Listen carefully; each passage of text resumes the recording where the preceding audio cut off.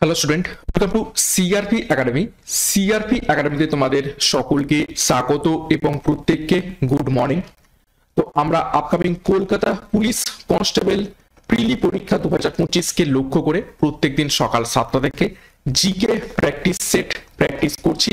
তোমরা জানো যেমনটা আপডেট পাওয়া যাচ্ছে 18ই মে তোমাদের কলকাতা পুলিশ কনস্টেবল প্রিলি পরীক্ষা রয়েছে। তো মে মাসটাকে টার্গেট করে তোমরা প্রস্তুতি নাও।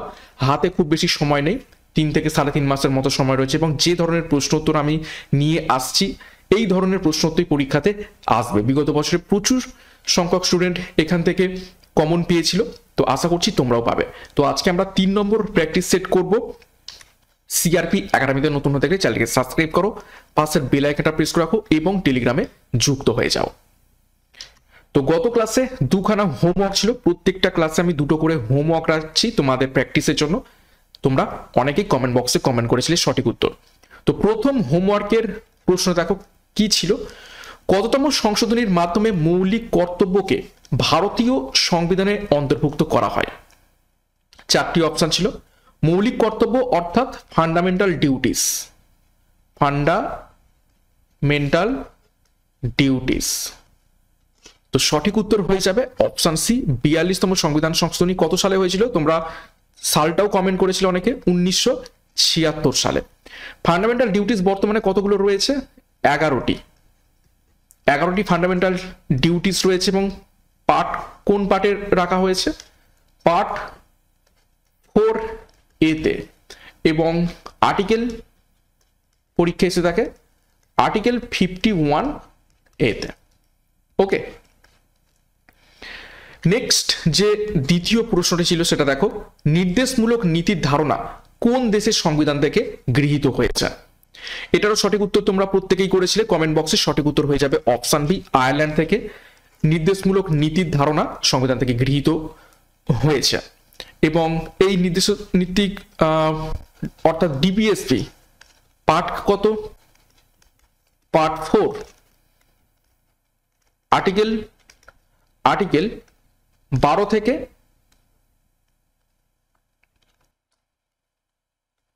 35।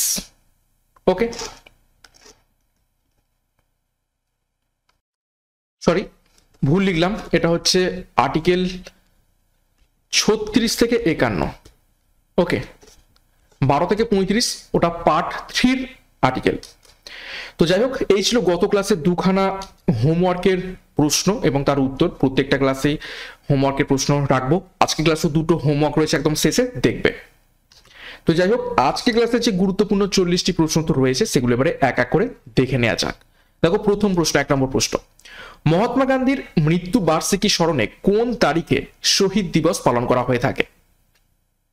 চেষ্টা করবে প্রত্যেকটা প্রশ্ন চলাকালীন সঠিক উত্তরগুলো নিজেরাই করার, প্র্যাকটিসটা হয়ে যাবে। তো কোন তারিখে শহীদ দিবস পালন করা হয়? সঠিক উত্তর হবে অপশন বি, 30শে জানুয়ারি। 30শে জানুয়ারি মহাত্মা গান্ধীর মৃত্যুদিন। 2 নম্বর প্রশ্ন, কোন দেশ টানা তৃতীয়বারের মতো আইসিসি মহিলা চ্যাম্পিয়নশিপ ট্রফি জিতেছে?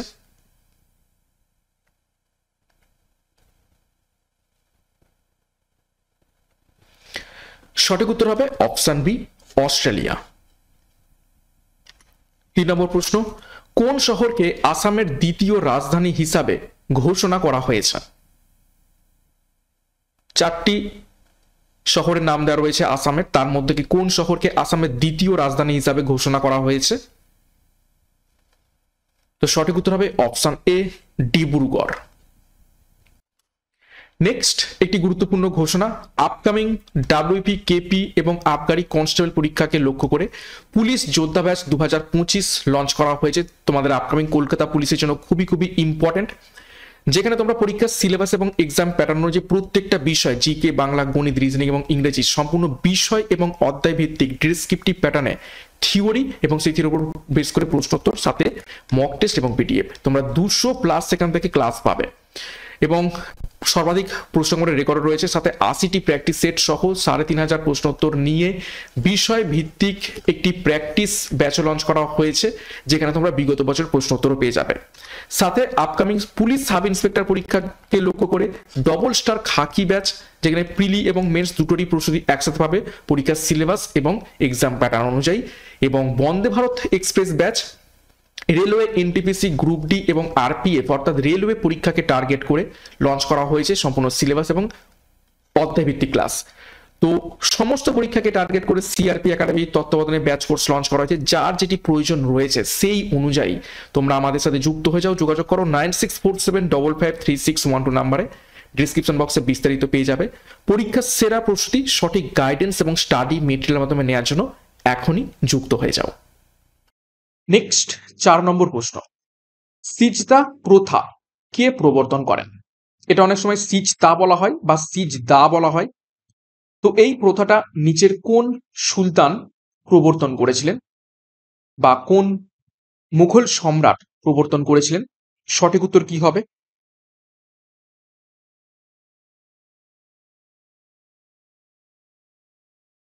তো সঠিক উত্তর এখান থেকে হয়ে যাবে অপশন এ, গিয়াসুদ্দিন বলবন। গিয়াসুদ্দিন বলবন এই সিজদা প্রথাটা প্রবর্তন করেছিলেন। সিজদা, সিজদা কথার অর্থ হচ্ছে কি? নতজানু হওয়া, নতজানু হওয়া, সম্রাটের সামনে নতজানু হতে হবে, এটা হচ্ছে সিজদা। আর একটা প্রবর্তন করেছিলেন পাইবস, সেটা হচ্ছে কি? পদচুম্বন করা, রাজার পাকে চুমু খেতে হবে। তো এই দুটো প্রথা প্রবর্তন করেছিলেন গিয়াসুদ্দিন বলবন। দেখো ঐতিহাসিক কিছু প্রথা এবং তাদের প্রবর্তকদের একটু নাম থেকে নেব। দাগ ও হুলিয়া প্রথা প্রবর্তন করেন আলাউদ্দিন খিলজি।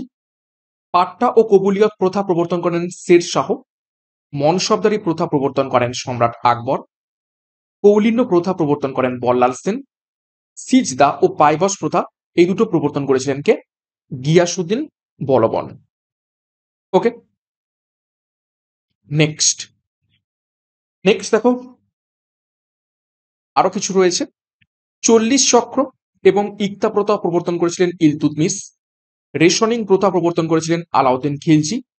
ডাক ব্যবস্থার প্রবর্তন করেছিলেন শের শাহ। ঋণদান প্রথা প্রবর্তন করেছিলেন ফিরোজ শাহ তুগলক। চৌথ এবং স্বদেশমুখী কর এই দুটো প্রবর্তন করেছিলেন শিবাজী।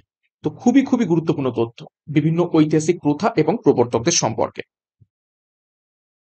নেক্সট দেখো 5 নম্বর প্রশ্ন, জলে ভাসমান কোনো বস্তুর উপর প্রযুক্ত ঊর্ধ্বগামী ঘাত নিচের কোনটির সাথে সমান হয়? 4টি অপশন রয়েছে, দেখে উত্তর করবে। দেখো ভাসমান বস্তুর তলের এটা বলের গভীরতার সমান, নাকি বস্তুর আয়তনের সমান, বস্তু দ্বারা অপসারিত জলের ওজনের সমান, নাকি বস্তুর জলে নিমজ্জিত অংশের উলম্ব উচ্চতার সমান? জলে ভাসমান কোনো বস্তুর উপর প্রযুক্ত ঊর্ধ্বগামী অভিঘাত কারটির সাথে সমান হয়? সঠিক উত্তর হবে অপশন সি, বস্তু দ্বারা অপসারিত জলের ওজনের সাথে সমান হয়ে থাকে। খুবই খুবই গুরুত্বপূর্ণ প্রশ্ন, এটা হচ্ছে অ্যাকচুয়ালি প্লবতা সূত্র, প্লাবতার সূত্র। নেক্সট দেখো 6 নম্বর প্রশ্ন, উইংস অফ ফায়ার এই বইটির রচয়িতা নিচের কোন ব্যক্তি? বহুবার পরীক্ষাতে এসেছে, প্রত্যেকেই আশা করছি পারবে। উইংস অফ ফায়ার এই বইটার রচয়িতা কে? তো সঠিক উত্তর হবে option D, APJ Abdul Kalam. Next দেখো কিছু গুরুত্বপূর্ণ বই এবং লেখকদের নাম দেখে নেব। ব্রোকেন রিপাবলিক লিখেছেন অরুন্ধতী রায়। ইন্ডিয়ান ফিলোসফি লিখেছেন সরবলি রাধাকৃষ্ণন। দ্য ক্যান্টারবেরি টেলস লিখেছেন Geoffrey Chaucer. Wings of fire লিখেছেন এপিজে আব্দুল কালাম। দাস ক্যাপিটাল লিখেছেন কার্ল মার্কস। ওকে, এছাড়া আরো কিছু দেখব। দেখো গালিভার ট্রাভেলস লিখেছেন জোনাথন সুইফট।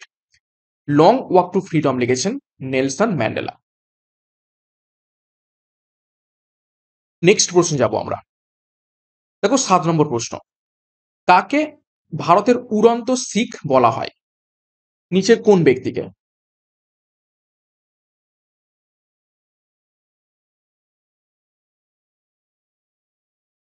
তো এটারও সঠিক উত্তর তোমরা পারবে।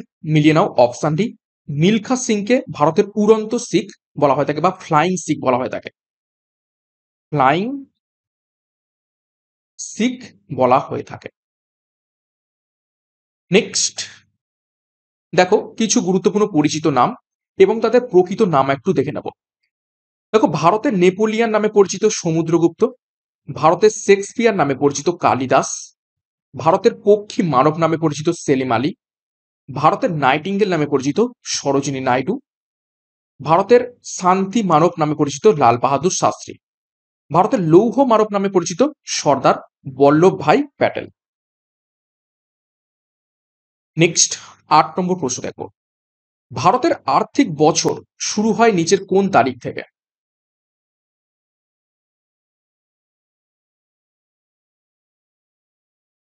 চারটি তারিখ রয়েছে, সঠিক উত্তর কি হবে? সঠিক উত্তর হবে অপশন সি, 1 এপ্রিল থেকে ভারতের আর্থিক বছর শুরু হয়ে থাকে। নেক্সট দেখো ৯ নম্বর প্রশ্ন, ভারতের প্রথম অস্কার পুরস্কার বিজয়ী নিচের কোন ব্যক্তি?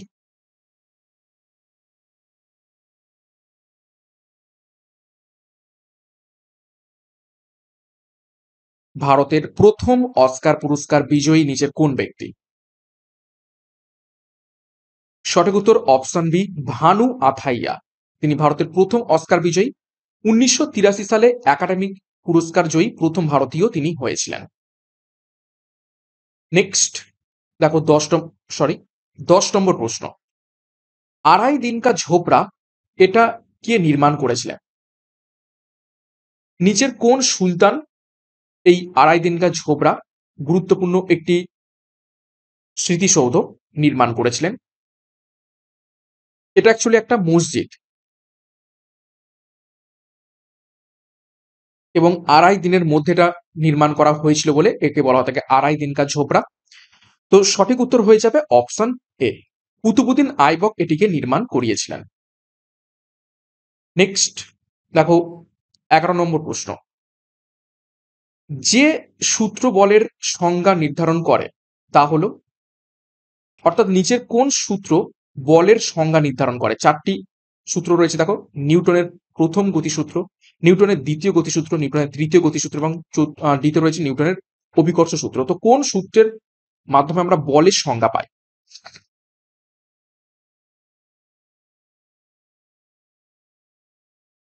তো সঠিক উত্তর হবে অপশন বি, নিউটনের দ্বিতীয় গতিসূত্রের মাধ্যমে আমরা বলের সংজ্ঞা পেয়ে থাকি।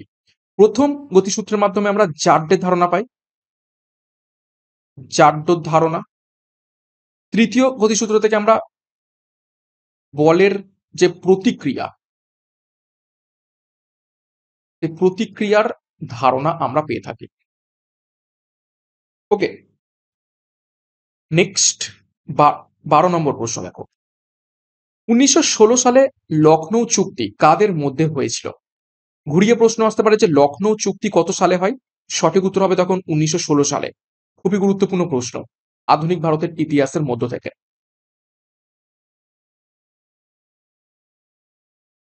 তো নিচের কাদের মধ্যে লখনৌ চুক্তি ১৯১৬ সালে হয়েছিল? তো সঠিক উত্তর হবে দেখো অপশন সি, ভারতীয় জাতীয় কংগ্রেস এবং মুসলিম লীগের মধ্যে এই লখনৌ চুক্তি স্বাক্ষরিত হয়। নেক্সট দেখো কিছু গুরুত্বপূর্ণ আমরা চুক্তি দেখে নেব। গান্ধী আরউইন চুক্তি যেটা ১৯৩১ সালে হয়, সেটা লর্ড আরউইন এবং মহাত্মা গান্ধীর মধ্যে হয়। পুনা চুক্তি ১৯৩২ সালে সংগঠিত হয় মহাত্মা গান্ধী এবং বি আর আম্বেদকরের মধ্যে। নেক্সট ১৩ নম্বর প্রশ্ন, ইন্ডিয়া ইন্ডিপেন্ডেন্স লীগের প্রতিষ্ঠাতা নিচের কোন ব্যক্তি?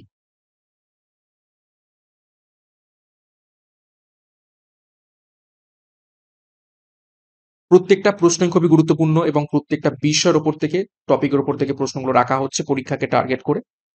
তো সঠিক উত্তর হবে অপশানে রাসবিহারী বসু ইন্ডিয়ান ইন্ডিপেন্ডেন্স লীগের প্রতিষ্ঠাতা। দেখো কিছু ডিটেলস দেখবো। ইন্ডিয়ান ইন্ডিপেন্ডেন্স লীগ একটি রাজনৈতিক সংগঠন ছিল যা ১৯২০ থেকে ৪০ সালে রাসবিহারী বসুর প্রতিষ্ঠা করেছিলেন। এটি ভারতের বাইরে বসবাসকারী ভারতীয়দের নিয়ে ইস্ট ইন্ডিয়ান ঔপনিবেশিক শাসনের অপসারণের উদ্দেশ্যে ভারতের বাইরে সংগঠিত করার জন্য প্রতিষ্ঠিত হয়েছিল। ওকে, দেখো কিছু গুরুত্বপূর্ণ আমরা ঐতিহাসিক সংগঠন এবং সেগুলো কারা প্রতিষ্ঠা করেছিলেন একটু দেখে নেব। এশিয়াটিক সোসাইটি প্রতিষ্ঠা করেন sir William Jones. School book society প্রতিষ্ঠা করেন ডেভিড হেয়ার। ব্রাহ্ম সমাজ প্রতিষ্ঠা করেন রাজা রামমোহন রায়। তত্ত্ববোধিনী সভা প্রতিষ্ঠা করেন দেবেন্দ্রনাথ ঠাকুর।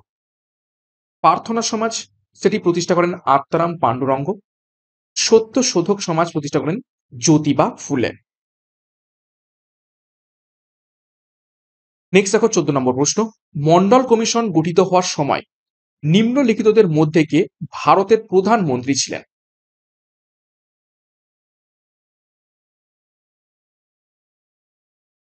নিচের কোন প্রধানমন্ত্রীর আমলে মন্ডল কমিশন গঠিত হয়েছিল? সঠিক উত্তর হবে অপশন সি, মোরারজি দেসাইয়ের আমলে। নেক্সট দেখো 15 নম্বর প্রশ্ন, বাংলার প্রথম স্বাধীন নবাব কে ছিলেন?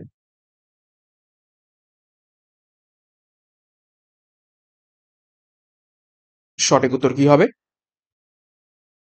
বাংলার প্রথম স্বাধীন নবাব কে ছিলেন? সঠিক উত্তর হবে অপশন এ, মুর্শিদ কুলি খাঁ। দেখো তিনি 1717 থেকে 1727 সাল পর্যন্ত দায়িত্ব পালন করেন বাংলার নবাব হিসাবে। এবং ইলিয়াস শাহ, যেটা শামসুদ্দিন ইলিয়াস শাহ আমরা বলে থাকি, তিনি হলেন বাংলার প্রথম স্বাধীন সুলতান। ওকে, নেক্সট দেখো 16 নম্বর প্রশ্ন, অক্ষাংশের সর্বোচ্চ মান কত? একদম ইজি প্রশ্ন। অক্ষাংশ বা ল্যাটিটিউড, তার সর্বোচ্চ মান কত? সঠিক উত্তর হবে অপশন ডি, 90 ডিগ্রি। 17 নম্বর প্রশ্ন দেখো, বিখ্যাত খেলোয়াড় মারাদোনা কোন খেলার সঙ্গে যুক্ত? এর থেকে ইজি প্রশ্ন হয় না। কিছু কিছু প্রশ্ন একদমই ইজি রাখা হয়েছে, কিছু প্রশ্ন মডারেট রাখা হয়েছে এবং কিছু প্রশ্ন হার্ড, সমস্ত মিলিয়েই সেট তৈরি করা হচ্ছে। তো সঠিক উত্তর হবে অপশন এ, ফুটবল। এবং তিনি কোন দেশের প্লেয়ার? আর্জেন্টিনার।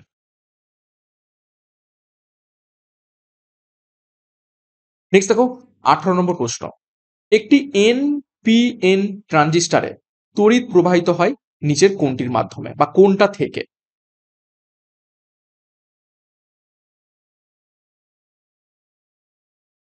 একটি এনপিএন ট্রানজিস্টারে তড়িৎ প্রবাহিত হয় নিচের কোনটি থেকে?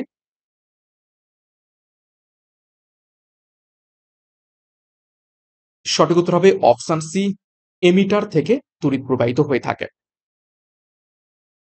19 নম্বর প্রশ্ন, ভারতের বৃহত্তম ন্যাশনাল লাইব্রেরি কোথায় অবস্থিত রয়েছে?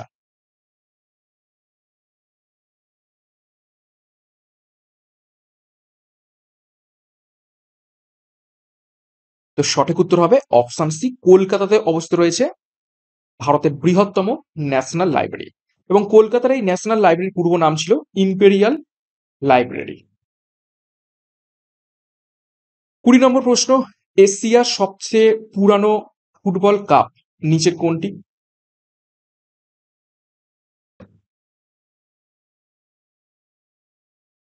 সঠিক উত্তর করার চেষ্টা করবে। এশিয়ার সবচেয়ে পুরানো ফুটবল কাপ নিচের কোনটি?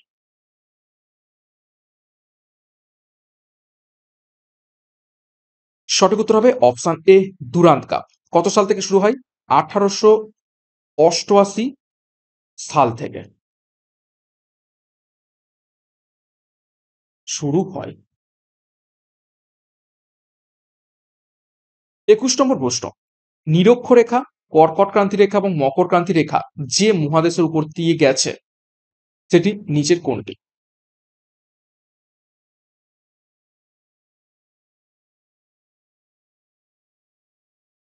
তো তিনটে রেখাই গিয়েছে অপশন ডি, আফ্রিকা মহাদেশের উপর থেকে, এবং আমাদের দেশের উপর থেকে গেছে কর্কট ক্রান্তি রেখা 23 ডিগ্রি 30 মিনিট নর্থ এটি ভারতের 8টি রাজ্যের উপর দিয়ে গেছে। কি কি রাজ্য বলে দিই? Trick MMTC, RJBG, shortcut trick. M for Madhya Pradesh, আর একটা এম ফর মিজোরাম, আর একটা T for Tripura, C for Chhattisgarh, R for Rajasthan, J for Jharkhand, B for আমাদের ওয়েস্ট বেঙ্গল এবং জি ফর গুজরাট। এই সূত্রটা মনে রাখলেই তোমরা মনে রাখতে পারবে। 22 নম্বর প্রশ্ন, কলকাতার হাওড়া ব্রিজ কোন ধরনের ব্রিজ?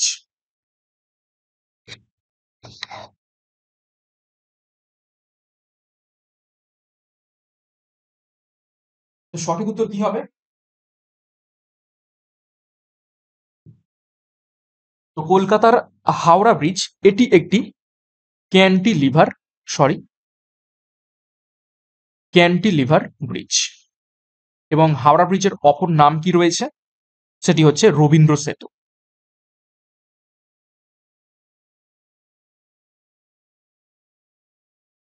ওকে, নেক্সট 23 নম্বর প্রশ্ন, ধর্ম পালনের স্বাধীনতার অধিকারকে সংবিধানের কত ধারায় স্বীকৃতি দেয়া হয়েছে?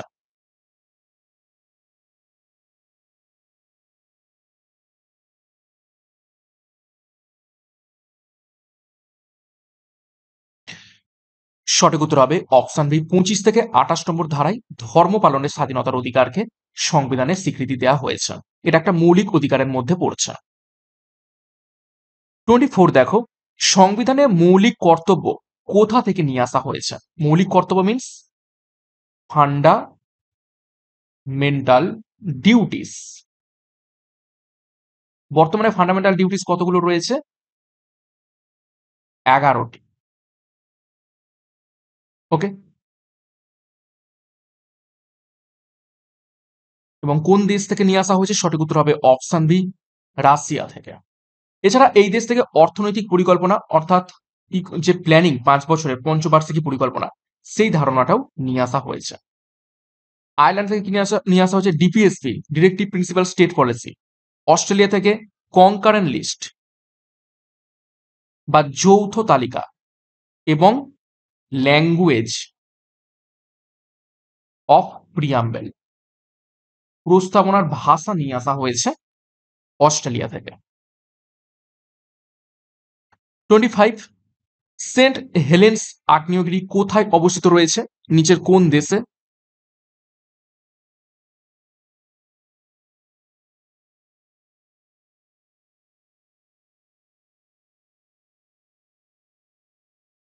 সঠিক উত্তর হবে অপশন সি, আমেরিকা যুক্তরাষ্ট্রে।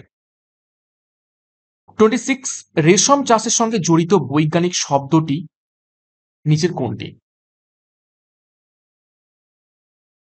নিচের কোন শব্দ টিকাটি রেশম চাষের সাথে সম্পর্কিত?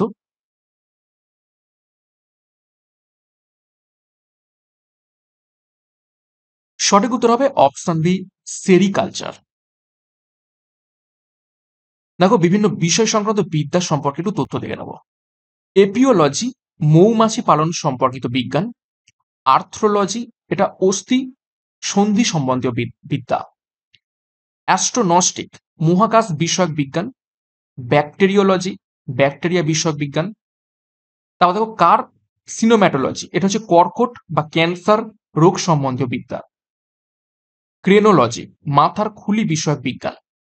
এন্টমোলজি কীট পতঙ্গ সংক্রান্ত বিজ্ঞান। খুবই গুরুত্বপূর্ণ এন্টমোলজি, বহুবার পরীক্ষাতে এসেছে। নেক্সট দেখো, হর্টিকালচার ফল ফুল শাকসবজি প্রভৃতির চাষবাস সংক্রান্ত বিদ্যা। হাইড্রোলজি আবহাওয়া মণ্ডলে জলের উপস্থিতি এবং ধর্মাবলী নিয়ে চর্চা বা বিদ্যা। লিমনোলজি এটি হলো জলাশয় এবং জলাশয়ের জীব সম্পর্কিত গবেষণা। ওদন্তোগ্রাফি দন্তের বিবরণ নিয়ে চর্চা। ওস্টিওলজি অস্থির বিষয়ক বিজ্ঞান বা অধিবিদ্যা। এবং প্যালিও বটানি অর্থাৎ উদ্ভিদের জীবন সংক্রান্ত চর্চাকে বলা হচ্ছে প্যালিও বটানি। তো খুবই গুরুত্বপূর্ণ তথ্য দেখলাম বিভিন্ন বিষয় সংক্রান্ত। নেক্সট 27 নম্বর প্রশ্ন, এমএস ওয়ার্ড একটি কি ধরনের অ্যাপ্লিকেশন বা সফটওয়্যার?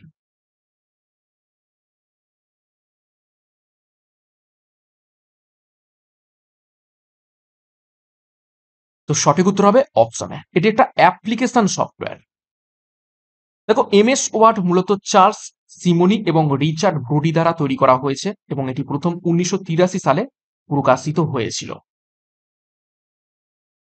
28, ইন্টারনেটের সঙ্গে জড়িত শব্দ হলো নিচের কোনটি? চারটি অপশন দেখো, website home page, navigator, Java, world wide web নাকি সবকটি? তো অবশ্যই সঠিক উত্তর হবে অপশন ডি, সবকটি ইন্টারনেটের সাথে সম্পর্কিত। নেক্সট দেখো 29, নিচের কোনটির কারণে মাম্পস রোগটি হয়ে থাকে?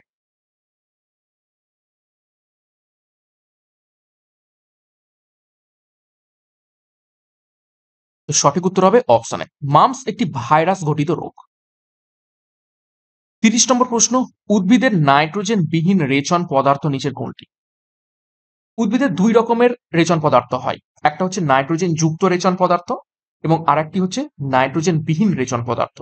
তো চারটি অপশনের মধ্যে থেকে নাইট্রোজেন বিহীন রেচন পদার্থ নিচের কোনটি? সেটা হচ্ছে অপশনে গদ। আর বাদ বাকি এই তিনটে, এগুলো হচ্ছে নাইট্রোজেন যুক্ত।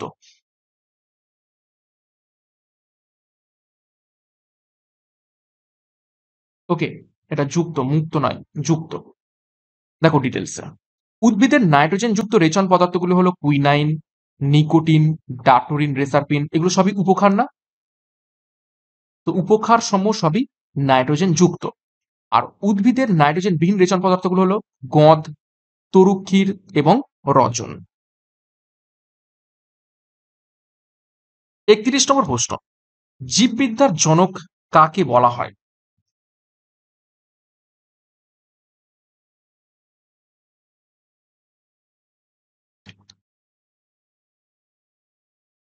তো সঠিক উত্তর হবে অপশন এ, অ্যারিস্টটলকে জীববিদ্যার জনক বলা হয়ে থাকে। 32 নম্বর প্রশ্ন দেখো, কার্সিনোমা হলো একটি কর্কট রোগ যার উৎপত্তি স্থল নিচের কোনটি? কার্সিনোমা এটি নিচের কোন টিস্যু থেকে উৎপত্তি লাভ করে থাকে?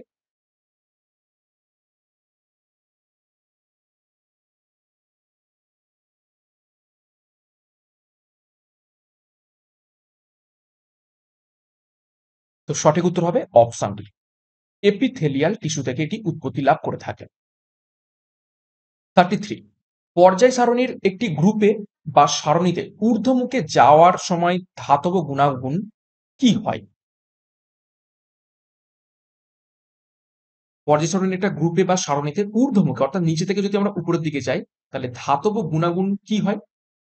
বৃদ্ধি পায়, একই থাকে, হ্রাস পায়, নাকি প্রথমে বাড়ে তারপরে হ্রাস পায়?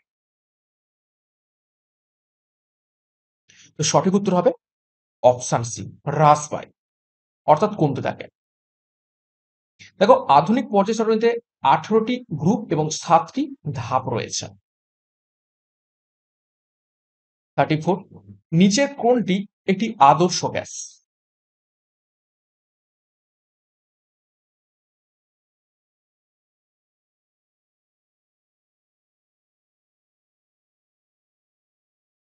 তো সঠিক উত্তর হয়ে যাবে অপশন ডি, কোনোটিই নয়।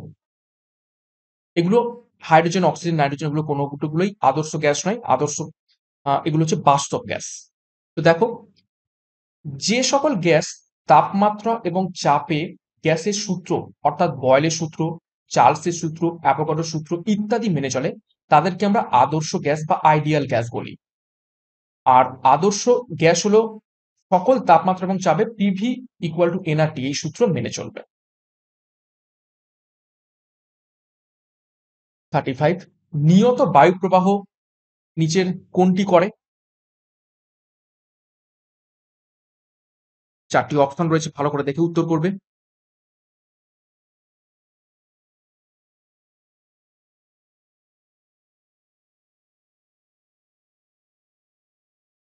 তো দেখো, নামই হচ্ছে নিয়ত, অর্থাৎ নিয়মিত একই রকম ভাবে চলে, অর্থাৎ কখনো দিক পরিবর্তন করে না, এই জন্য এর নাম হচ্ছে কি নিয়ত বায়ুপ্রবাহ। দেখো নিয়ত বায়ুপ্রবাহকে তিনটে ভাগে ভাগ করা হয়, একটা হচ্ছে আয়ন বায়ু, একটা হচ্ছে পশ্চিমা বায়ু এবং আরেকটা হচ্ছে মেরু বায়ু। 36 নিম্নলিখিত এর মধ্যে কোনটি দুটি তড়িতাদানের মধ্যবর্তী বলের সঙ্গে সম্পর্কিত?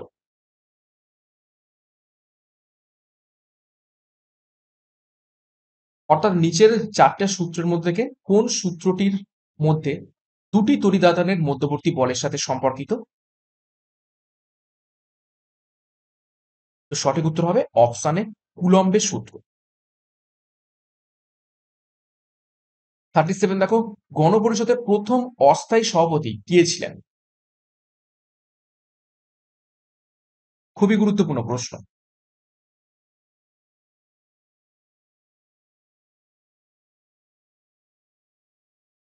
সঠিক উত্তর হবে option D, doctor Sachidananda Sinha ছিলেন গণপরিষদের প্রথম অস্থায়ী সভাপতি, কেননা তিনি ছিলেন সব থেকে বয়োজ্যেষ্ঠা বা প্রবীণতম ব্যক্তি এবং শুধুমাত্র একদিনের জন্য হয়েছিলেন 11 ডিসেম্বর 1946। গণপরিষদের প্রথম স্থায়ী সভাপতি কে ছিলেন? Doctor Rajendra Prasad, 11 December 1946। আর তিনি 9 ডিসেম্বর 1946 শুধু একদিনের জন্য ডক্টর সচিদানন্দ সিনহা অস্থায়ী সভাপতি ছিলেন। ঠিক তার দুদিন পরে 11 ডিসেম্বর নির্বাচন হয় এবং স্থায়ী সভাপতি রাজেন্দ্র প্রসাদ হন। 38 কোন নদীর তীরে নিউ ইয়র্ক শহরটি অবস্থিত রয়েছে?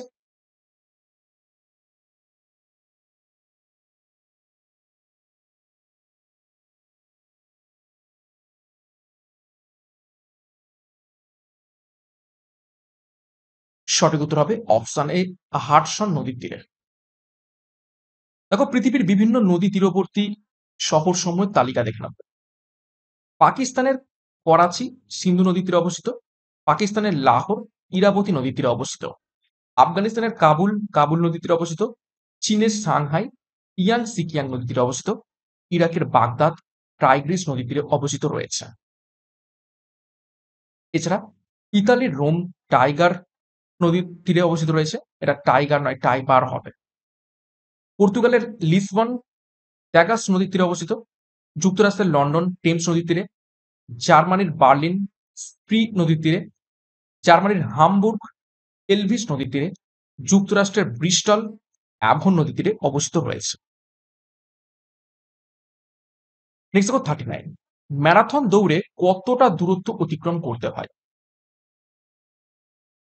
অর্থাৎ ম্যারাথন কত মাইলের দূরত্ব?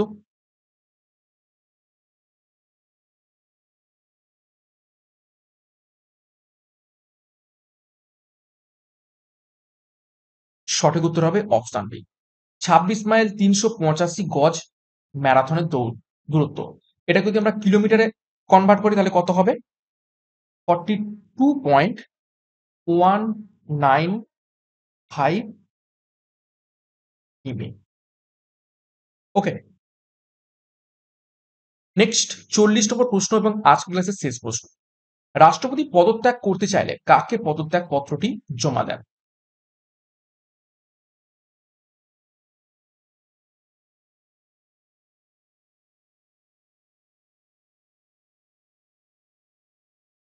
তো সঠিক উত্তর হবে অপশন সি, উপরাষ্ট্রপতিকে। রাষ্ট্রপতির অপসারণ